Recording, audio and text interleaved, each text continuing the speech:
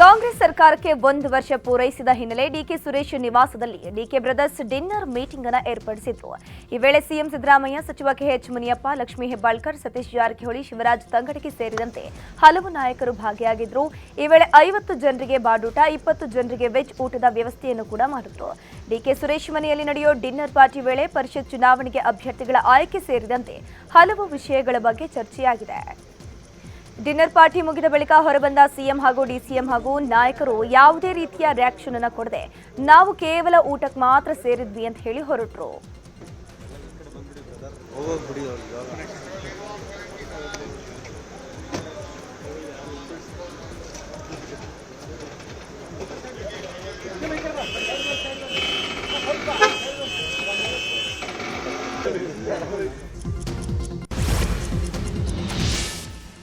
ಇಂದು ಮೈಸೂರಿಗೆ ಭೇಟಿ ನೀಡಲಿರುವ ಸಿಎಂ ಸಿದ್ದರಾಮಯ್ಯ ಸಿಲಿಂಡರ್ ಸೋರಿಕೆಯಿಂದ ಮೃತಪಟ್ಟವರ ಕುಟುಂಬಕ್ಕೆ ಸಾಂತ್ವನವನ್ನ ಹೇಳಲಿದ್ದಾರೆ.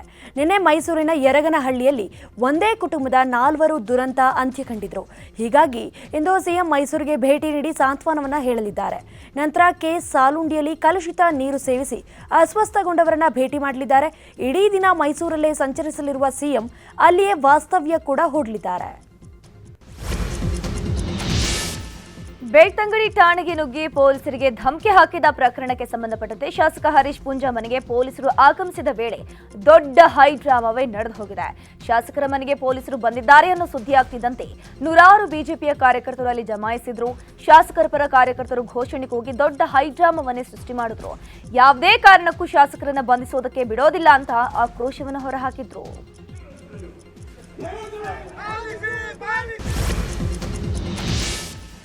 ಶಾಸಕ ಹರೀಶ್ ಪೂಂಜಾ ಮನೆಯಲ್ಲಿ ಸೃಷ್ಟಿಯಾದ ಹೈಡ್ರಾಮದ ಮಧ್ಯೆ ಪೊಲೀಸರು ನೋಟಿಸ್ ನೀಡಿದರು.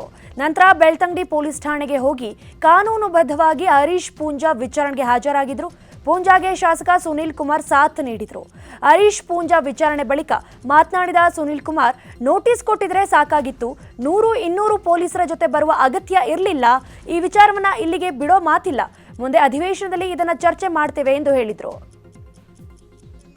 ಇಷ್ಟವರೆಗೆ ಪೊಲೀಸ್ ಅಧಿಕಾರಿಗಳಿಗೆ ಏನು ಕಾನೂನಿನಲ್ಲಿ ನೀವು ತಪ್ಪು ಮಾಡಿದ್ರೆ ನಿಮಗೇನು ಶಿಕ್ಷೆ ಆಗ್ತದೆ ಅನ್ನುವಂತ ಮನವರಿಕೆ ಮಾಡಿದಾಗ ಅವರಿಗೆ ಅನಿಸಿತ್ತು ಯಾವುದೋ ಒಂದು ಉನ್ನತ ಅಧಿಕಾರಿಗಳ ಷಡ್ಯಂತ್ರಕ್ಕೆ ನಾವು ಬಲಿಯಾದ್ರೆ ನಾವು ನಾಳೆ ಮನೆಯಲ್ಲಿ ಕೂತ್ಕೊಳ್ಬೇಕಾಗ್ತದೆ ಅನ್ನುವಂತ ಅರಿವನ್ನು ನಮ್ಮ ವಕೀಲರು ಮೂಡಿಸಿರುವ ಕಾರಣಕ್ಕೋಸ್ಕರ ಇವತ್ತು ಕಾರ್ಯಕರ್ತರ ಈ ಒಂದು ಶಕ್ತಿಯನ್ನು ನೋಡಿ ಅವ್ರು ನಾವು ವಾಪಸ್ ಹೋಗ್ತೇವೆ, ನಾವು ಬಂಧನ ಮಾಡುವುದಿಲ್ಲ ಎನ್ನುವಂತ ನಿರ್ಣಯವನ್ನು ಮಾಡಿದ್ದಾರೆ. ನೋಟಿಸ್ ಸಿಕ್ಕ ಕೂಡಲೇ ಶಾಸಕರು ಸ್ವತಃ ಪೊಲೀಸ್ ಸ್ಟೇಷನ್ಗೆ ಬಂದು ಆ ನೋಟಿಸ್ಗೆ ಉತ್ತರವನ್ನ ಕೊಟ್ಟಿದ್ದಾರೆ. ಅಂದ್ರೆ ಕಾನೂನಿಗೆ ಕೊಡಬೇಕಾದಂತ ಗೌರವವನ್ನ ಹರೀಶ್ ಪೂಂಜಾ ಅವರು ಅತ್ಯಂತ ಸಹಜವಾಗಿ ಕೊಟ್ಟಿದ್ದಾರೆ. ಪೊಲೀಸರು ಗೂಂಡಾಗಿರಿಯನ್ನ ಮಾಡ್ಲಿಕ್ಕೆ ಇರೋದಲ್ಲ. ಪೊಲೀಸರು ಸಾರ್ವಜನಿಕರ ಜೊತೆಗೆ ಸೌಜನ್ಯದಿಂದ ವರ್ತಿಸಬೇಕು, ಜನಪ್ರತಿನಿಧಿ ಜೊತೆಗೆ ಅತ್ಯಂತ ಗೌರವದಿಂದ ವರ್ತಿಸಬೇಕು.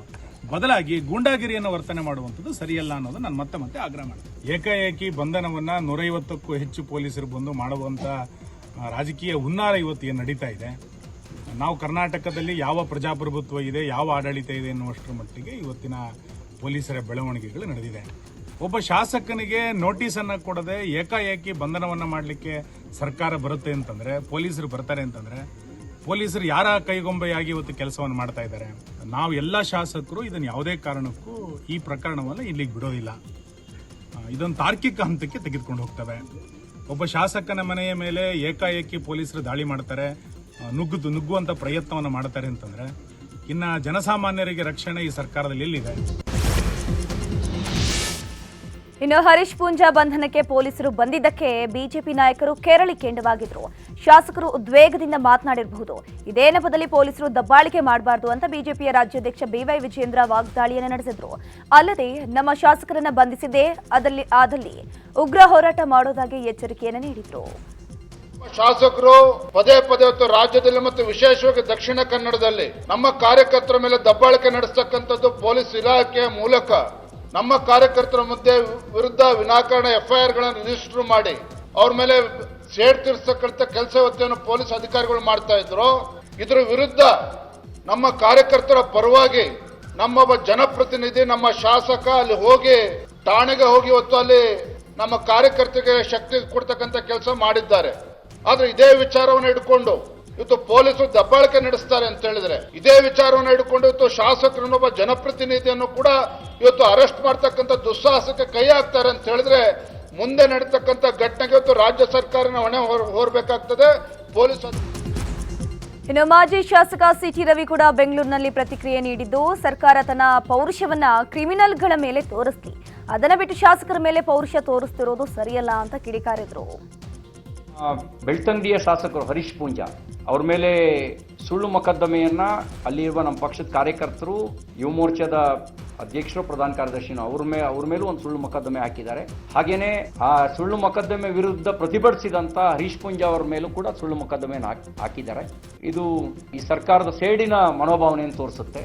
ನಾನು ಮಾನ್ಯ ಮುಖ್ಯಮಂತ್ರಿಗಳಿಗೆ, ಗೃಹ ಸಚಿವರಿಗೆ ಆಗ್ರಹಿಸ್ತೀನಿ, ನಿಮ್ಮ ಪೌರುಷವನ್ನ ಕ್ರಿಮಿನಲ್ಗಳ ಮೇಲೆ ತೋರಿಸಿ, ಜನಪ್ರತಿನಿಧಿಗಳ ಮೇಲಲ್ಲ. ಇನ್ನು ವಿಪಕ್ಷ ನಾಯಕ ಆರ್ ಅಶೋಕ್ ಕೂಡ ಸರ್ಕಾರದ ವಿರುದ್ಧ ವಾಗ್ದಾಳಿಯನ್ನು ನಡೆಸಿದ್ದು, ವಿಪಕ್ಷ ಸದಸ್ಯರ ಮೇಲೆ ನಿರಂತರವಾಗಿ ಒಂದಲ್ಲ ಒಂದು ಕೇಸನ್ನ ಹಾಕಿದ್ದಾರೆ. ಹರೀಶ್ ಪೂಂಜರನ್ನ ಬಂಧಿಸೋದಕ್ಕೆ ಹೋಗಿದ್ದು ಖಂಡನೀಯ. ಶಾಸಕರ ದನಿಯನ್ನ ಅಡಗಿಸುವ ಕೆಲಸ ಈ ಸರ್ಕಾರ ಮಾಡ್ತಿದೆ. ಹೀಗೆ ಮಾಡ್ತಾ ಹೋದ್ರೆ ಸರ್ಕಾರ ಹೆಚ್ಚು ದಿನ ಉಳಿಯೋದಿಲ್ಲ ಅಂತ ಹೇಳಿದ್ರು. ಶಾಸಕರಿಗೆ ಅವರ ಧ್ವನಿಯನ್ನ ಅಡಗಿಸುವಂತ ಕೆಲಸವನ್ನ ಕಾಂಗ್ರೆಸ್ ಪಾರ್ಟಿ ಮಾಡ್ತಾ ಇದೆ. ಇದು ಒಳ್ಳೆ ಬೆಳವಣಿಗೆ ಅಲ್ಲ, ಇದನ್ನ ನಾನು ಖಂಡಿಸ್ತೀನಿ. FIR ಯಾಕಾಯಿತು ಅದನ್ನು ಕೂಡ ಒಬ್ಬ ಶಾಸಕ ಅವರ ಇತಿಮಿತಿ ಒಳಗೆ ಮಾತಾಡೋ ಅಂಥದ್ದನ್ನು ಕೂಡ, ಅದಕ್ಕಿಂತ ಹೆಚ್ಚಾಗಿ ಕಾಂಗ್ರೆಸ್ ಶಾಸಕರು ಆವಾಜ್ ಹಾಕಿರೋದು ಎಷ್ಟು ಬಂದಿದೆ ಇದುವರೆಗೂ, ಅಲ್ಲೇ ಮಾಡಿರೋದು ಎಷ್ಟು ಜನ ಬಂದಿದೆ ಈ ರೀತಿ. ರಾಜ್ಯ ರಾಜಕೀಯದಲ್ಲಿ ಫೋನ್ ಟ್ಯಾಪಿಂಗ್ ಫೈಟ್ ಜೋರಾಗಿದೆ. ಕುಮಾರಸ್ವಾಮಿ ಹೇಳಿಕೆಗೆ ಸಾಥ್ ನೀಡ್ತಿರೋ ಕಮಲ ನಾಯಕರು ಕಾಂಗ್ರೆಸ್ ವಿರುದ್ಧ ಮುಗಿಬೀಳ್ತಿದ್ದಾರೆ. ಮಾಜಿ ಸಿಎಂ ಆದವರು ಹೇಳಿದ್ದಾರೆ ಅಂದ್ರೆ ಅವರ ಮಾತನ್ನ ಗಂಭೀರವಾಗಿ ತೆಗೆದುಕೊಳ್ಬೇಕು. ಇದನ್ನೆಲ್ಲ ಅಲ್ಲೆಗೆಳೆಯೋಕ್ ಆಗೋದಿಲ್ಲ. ಎಲ್ಲವನ್ನೂ ತನಿಖೆಗೆ ಕೊಡೋರು ಇದನ್ನ ಯಾಕೆ ತನಿಖೆ ಕೊಡಲ್ಲ ಅಂತ ಕಾಂಗ್ರೆಸ್ ವಿರುದ್ಧ ಸಿಟಿ ರವಿ ಕಿಡಿಕಾರಿದ್ರು.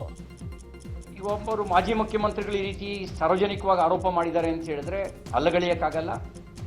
ಇದು ಗಂಭೀರವಾಗಿ ತೆಗೆದುಕೊಳ್ಬೇಕು. ಈ ಥರದ್ದು ಏನಾದರೂ ವೈಯಕ್ತಿಕ ಮತ್ತು ರಾಜಕೀಯ ಕಾರಣಕ್ಕೆ ಫೋನ್ ಟ್ಯಾಪಿಂಗ್ನ ಸರ್ಕಾರವಾಗಲಿ ಅಥವಾ ಸರ್ಕಾರದಲ್ಲಿರುವ ಇನ್ಯಾರಾದರೂ ಆಗಲಿ ಮಾಡಿಸ್ತಾ ಇದ್ದರೆ ಅದು ಗಂಭೀರವಾದ ಅಪರಾಧ ಆಗುತ್ತೆ. ಈ ಬಗ್ಗೆನೂ ನಾನು ಮಾನ್ಯ ಮುಖ್ಯಮಂತ್ರಿಗಳಿಗೆ ಕೇಳಕ್ಕೆ ಬಯಸೋದು, ನೀವೆಲ್ಲದನ್ನೂ ತನಿಖೆಗೆ ವಹಿಸ್ತೀರಿ, ಯಾಕೆ ತನಿಖೆ ಕೊಟ್ಟಿಲ್ಲ? ಕೊಡಿ ತನಿಖೆಗೆ.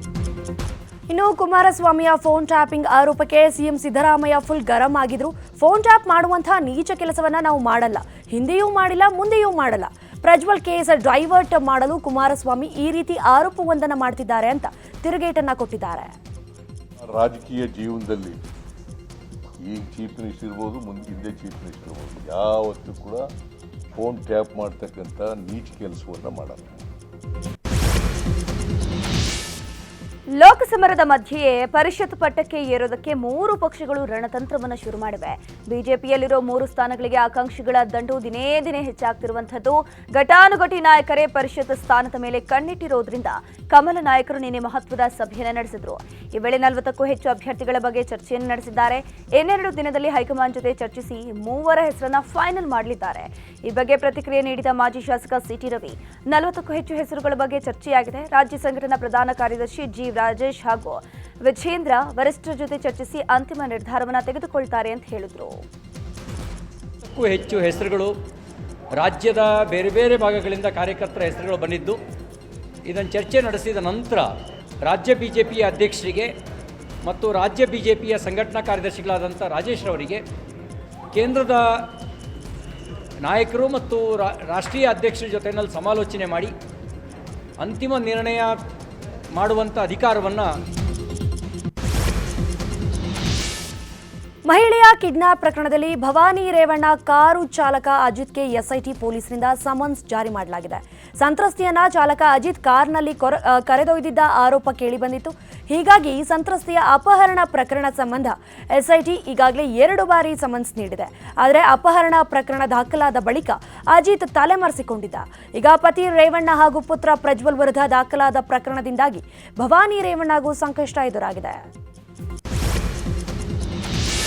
ಚಿಕ್ಕೋಡಿಯ ಹಲವು ಭಾಗಗಳಲ್ಲಿ ಮಳೆ ಅಬ್ಬರಿಸಿದೆ. ಭಾರೀ ಗಾಳಿ ಮಳೆಯಿಂದಾಗಿ ನೋಡ್ತಿದ್ದಂತೆಯೇ PWD ಕಚೇರಿ ಆವರಣದಲ್ಲಿದ್ದ ಬೃಹತ್ ಮರವೊಂದು ಧರಕ್ಕೆ ಉರುಳಿದೆ. ಇನ್ನು ಮರ ಬಿದ್ದ ರಭಸಕ್ಕೆ ಕಾರು ಹಾಗೂ ಬೈಕ್ ಫುಲ್ ಜಖಮಾಗಿದೆ. ಮರ ಬೀಳುವ ದೃಶ್ಯ ಮೊಬೈಲ್ನಲ್ಲಿ ಸೆರೆಯಾಗಿದ್ದು, ಅದೃಷ್ಟವಶಾತ್ ಯಾವುದೇ ರೀತಿಯ ಪ್ರಾಣಹಾನಿ ಸಂಭವಿಸಿಲ್ಲ. ಯಾದಗಿರಿ ಜಿಲ್ಲೆಯಲ್ಲೂ ಬಿರುಗಾಳಿ ಸಹಿತ ಭಾರೀ ಮಳೆಯಾಗಿದೆ. ಯರಗೋಳ ಹೋಬಳಿಯಲ್ಲಿ ಧಾರಾಕಾರವಾಗಿ ಮಳೆಯಾಗಿದ್ದು, ಮನೆಗೆ ಹಾಕಿದ್ದ ಶೀಟ್ ದಿಕ್ಕಾಪಾಲಾಗಿದೆ. ಮರದ ಪೋಲ್ಸ್ ಬಿದ್ದ ಪರಿಣಾಮ ಮಹಿಳೆಗೆ ಗಾಯವಾಗಿದ್ದು ಆಸ್ಪತ್ರೆಗೆ ದಾಖಲಿಸಲಾಗಿದೆ. 20ಕ್ಕೂ ಹೆಚ್ಚು ಬೃಹತ್ ಮರಗಳು ಧರೆಗೆ ಉರುಳಿದ್ದು ಜನಜೀವನ ಅಸ್ತವ್ಯಸ್ತವಾಗಿದೆ.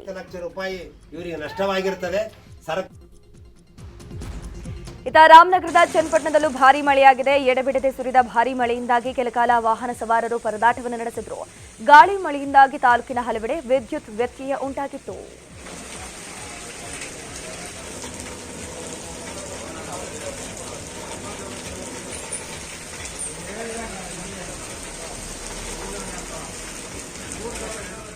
ಚಾಮರಾಜನಗರ ಜಿಲ್ಲೆಯ ವಿವಿಧೆಡೆ ಮಳೆಯ ಅಬ್ಬರ ಕೂಡ ಜೋರಾಗೇ ಇತ್ತು.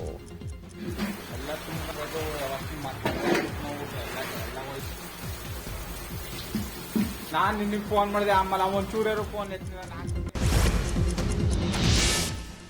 ಮಳೆಗಾಲದ ಆರಂಭದಲ್ಲಿಯೇ ಬೆಸ್ಕಾಂಗೆ ಕೋಟಿ ನಷ್ಟ ಎದುರಾಗಿದೆ. ಭಾರೀ ಗಾಳಿ ಮಳೆಯಿಂದಾಗಿ ಬೆಸ್ಕಾಂನ ವಿದ್ಯುತ್ ಕಂಬ ತಂತಿಗಳು ಎಲ್ಲೆಂದರಲ್ಲಿ ಹರಿದು ಬಿದ್ದಿವೆ. ಬೆಂಗಳೂರು ನಗರ ಸೇರಿದಂತೆ ಬೆಸ್ಕಾಂ ವ್ಯಾಪ್ತಿಯ 8 ಜಿಲ್ಲೆಗಳಲ್ಲಿ ಭಾರೀ ಹಾನಿಯಾಗಿದೆ.